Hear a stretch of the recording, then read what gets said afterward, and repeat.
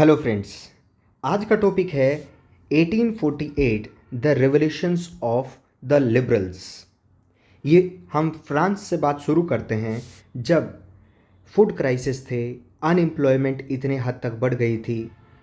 तब लोगों ने उस परेशानी में पेरिस की सड़कों पे उतरना ही एकमात्र उपाय समझा और वो जब महल की तरफ बढ़े तो किंग लुइस फिलिप वहाँ से भाग खड़ा हुआ और उसके बाद में उन्होंने नेशनल असेंबली इस्टेब्लिश की, रिपब्लिक इस्टेब्लिश की और उसके बाद में एक नेशनल वर्कशॉप्स भी इस्टेब्लिश की गई सो दैट कि लोगों को कुछ रोज़गार दिलाया जा सके। उसके रिगार्डिंग ही ये सारा आसपास घूमेगा पूरा टॉपिक। और ड्यूक मेटरनिक की वो बात याद रखिए, when France sneezes rest of the Europe catches cold. तो फ्रांस में जो चीज़ शुरू होगी 1848 में वो बाद में अलग यूरोपियन कंट्रीज़ में भी जाके फैलेगी और वहाँ पर भी चेंजेस देखने को साथ साथ मिलेंगे।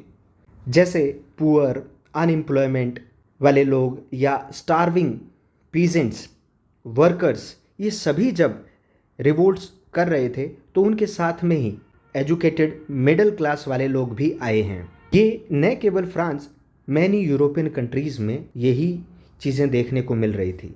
एक इवेंट जो स्पेशली फ्रांस के बारे में है, फरवरी 1848 का, उसमें यही कि मोनार्क को एब्डिकेट कर दिया गया है, हटा दिया गया है और रिपब्लिक इस्टेब्लिश कर दी गई है। यूनिवर्सल मेल अडल्ट सफरेज या वोटिंग राइट्स दे दिए गए हैं अबो द एज ऑफ 21।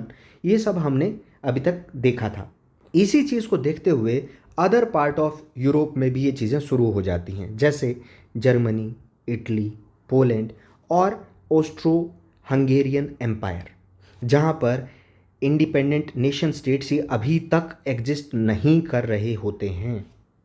यहाँ के मेन और विमेन, लिबरल मिडिल क्लासेस में जो भी लोग हैं वो कंबाइन होते हैं और वो अपनी डिमांड्स को रखते हैं, जैसे कॉन्स्टिट्यूशन बनाने की डिमांड को, और उसी कॉन्स्टिट्यूशन से नेशनल यूनिफिकेशन की डिमांड को वो आगे रखते हैं, so that they also get some type of rights as a citizen of that nation. जब उन्होंने देखा कि इतने सारे लोग जब पॉपुलर अनरेस्ट में शामिल हो चुके हैं तो यही एक सही समय है एडवांटेज उठाने का कि हम अपनी डिमांड्स को आगे रखें सो दैट कि नेशन स्टेट बन सके। किन शर्तों पे? पार्लियामेंट्री प्रिंसिपल्स के ऊपर, जैसे कॉन्स्टिट्यूशन बनाया जा सके, प्रेस की फ्रीडम दी जा सके और एसोसिएशन बनाने की भी फ्रीडम हो। जब तक एसोसिएशन नहीं बनेंगी, पॉलिटिकल पार्टीज़ नहीं बनेंगी, चुनाव नहीं हो सकते और रिप्रेजेंटेटिव्स नहीं बन सकते, पार्लियामेंट नहीं बन सकती, तो ये सब एक क्रोनोलॉजी है जिससे कि वो आगे चल के डेमोक्रेसी इस्टेब्लिश करना चाहते हैं और एक नेशन स्टेट बनाएं जिसमें सब लोग एज अ सिटीजन रहें। जर्मन नेशन के बारे में सबसे पहले देखते हैं। तो जर्मन रीजन में बहुत सारे पॉलिटिकल एसोसिएशंस के मेंबर्स थे और उनमें स्पेशली कौन लोग हैं? मिडिल क्लास प्रोफेशनल्स, बिजनेसमैन और प्रोस्परस आर्टिशंस, जो कहीं ना कहीं ट्रेड में शामिल हैं। ये सभी के सभी इकट्ठे आते हैं कहाँ? फ्रैंकफर्ट में। और इन्होंने सब ने, मिडिल क्लास प्रोफेशनल्स, बिजनेसमैन और प्रोस्परस आर्टिशंस और भी बहुत सारे लोगों ने मिलके डिसाइड किया कि अब हम वोट देंगे, अपने लोगों को खुद चुनेंगे और उन्होंने एक all German national assembly establish की। इन्होंने 18 मई 1848 को 831 इलेक्टेड रिप्रेजेंटेटिव्स को चुन लिया है और इन्होंने मार्च करना शुरू किया है। फेस्टिव प्रोसेशन मीन्स कि वो उत्साह के साथ मार्च कर रहे हैं, आगे बढ़ रहे हैं, जुलूस निकाल रहे हैं और वो अपने जगह को या प्लेसेस को जहाँ भी वो पार्लियामेंट चाहते हैं वहाँ के लिए रवाना होते हैं। और वो चाहेंगे कहाँ? फ्रैंकफर्ट पार्लियामेंट एक चर्च है, सेंट पॉल चर्च, वहाँ ये इस्टेब्लिश करना चाह रहे हैं, वहाँ इनकी बैठकें होंगी, वहाँ डिसीजन मेकिंग प्रोसेस चलेगा और वो एक ड्राफ्ट भी तैयार करते हैं as a constitution for German Nations.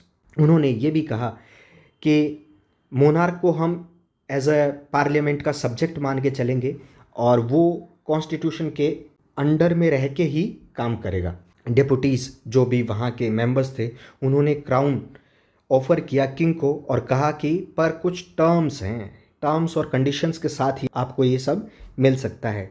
तो वहाँ के उस समय के राजा हैं फ्रेडरिक विल्हेल्म IV, और ये किंग हैं प्रुशिया के, जो आज के समय में आप समझ सकते हैं जर्मनी, पोलैंड और चेक रिपब्लिक, तीनों कंट्रीज़ को मिला के उस समय का प्रुशिया है। उनके बड़े राजा इस बात को ठुकराएंगे ही, क्योंकि उन्होंने इतने सालों से ये चीज़ें देखी हैं, राजघराने से हैं, तो वो ये कुछ लोगों को अपनी सत्ता छीनने नहीं दे सकते। तो उन्होंने क्या किया, रिजेक्ट कर दी इस बात को और ज्वाइन किया अदर मोनार्क्स को कि मैं आपके साथ आने वालों में से नहीं हूँ, मैं आपकी टर्म्स कंडीशन को फॉलो नहीं करूँगा, मैं आपको क्या करूँगा, ओपोज करूँगा।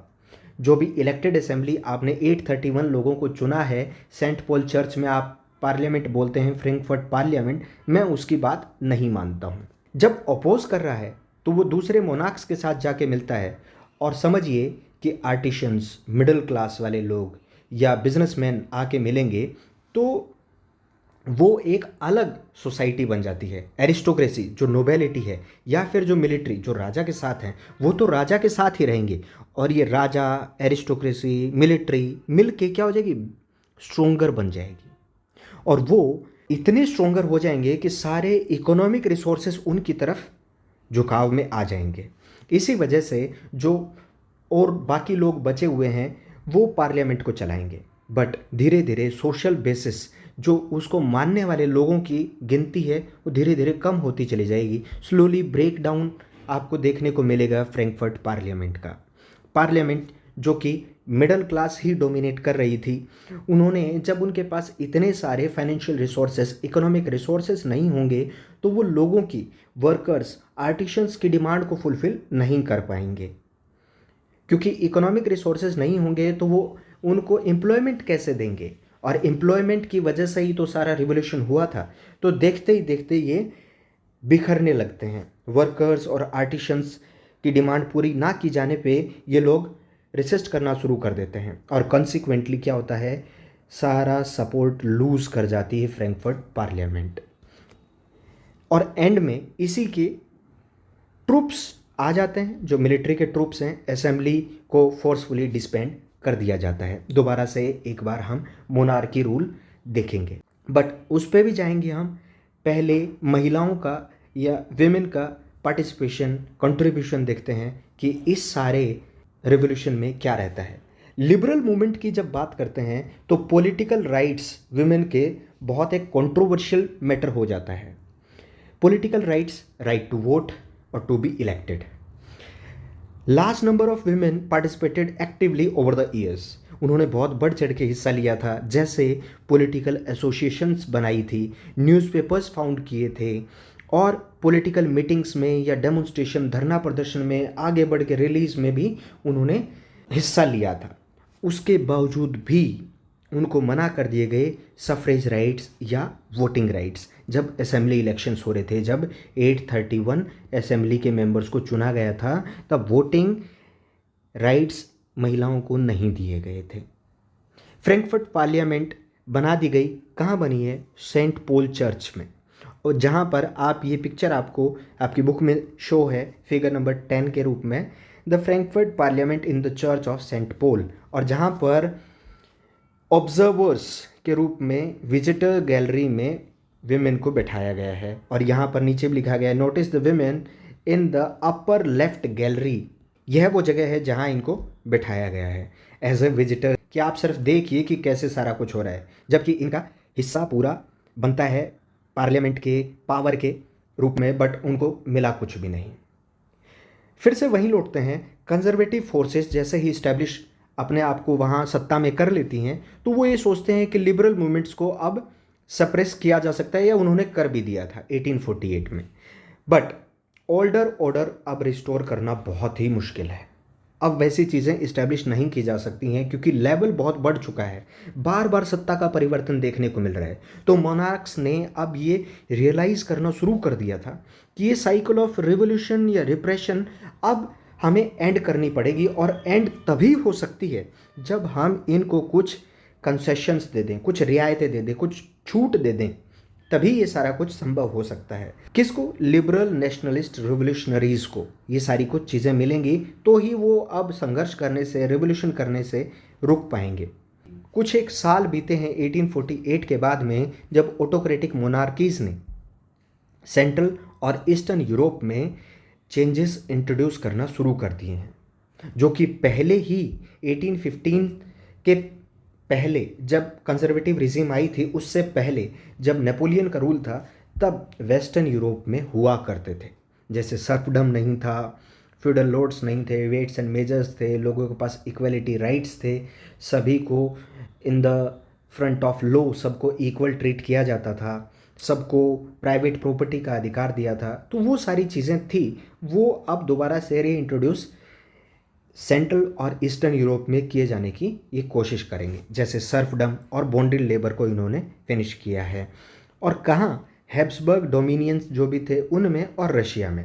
हैब्सबर्ग में तो रूलर्स ने हंगेरियंस को ऑटोनॉमी ही दे दी है, ज़्यादा स्वतंत्र कर दिया है। कब? 1867 के आते आते। तो ऐसे चेंजेस हुए हैं और इसके बाद में ही एक यूनिफिकेशन चलेगा और अलग अलग यूनिफाइड नेशन स्टेट्स इस्टेब्लिश होंगे। वो हम आगे के वीडियोस में देखेंगे। ये वीडियो यहीं तक। So please like, share and subscribe. Thank you so much.